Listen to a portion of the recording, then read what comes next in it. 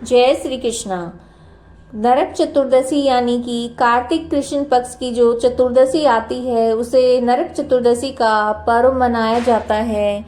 इस दिन नरक से मुक्ति पाने के लिए प्रातःकाल तेल लगाकर और उपटन से स्नान किया जाता है। इस दिन शाम को यमराज के लिए दीप दान करना चाहिए। कहा जाता है इस दिन भगवान श्री कृष्ण जी ने नरकासुर नामक दैत्य का संहार किया था।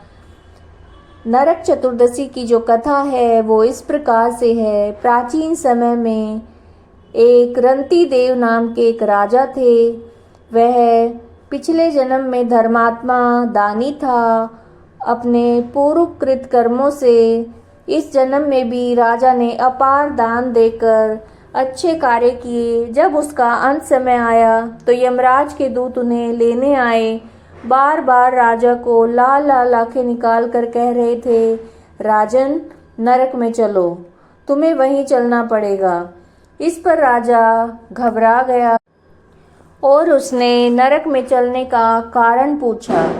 यम के दूतों ने कहा, राजन आपने जो दान पुण्य किया है उसे तो समस्त विश्व जानता है, किंतु पाप को केवल भगवान और धर्मराज ही जानते हैं।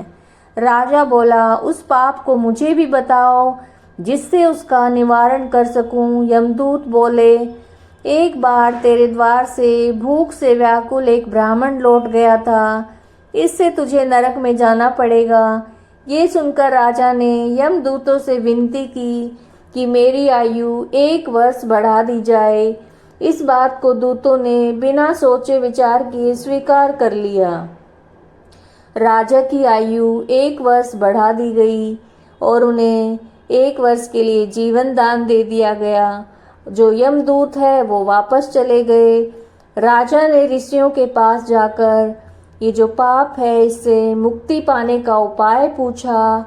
ऋषियों ने बतलाया, राजन तुम कार्तिक कृष्ण पक्ष की चतुर्दशी को व्रत रखकर भगवान श्री कृष्ण जी का पूजन करना, ब्राह्मणों को भोजन कराना, दान देकर सब अपराध सुनाकर क्षमा मांगना, तब तुम पाप मुक्त हो जाओगे। कार्तिक कृष्ण पक्ष की चतुर्दशी आने पर राजा ने नियम पूर्वक व्रत रखा और अंत में विष्णु लोक को गया।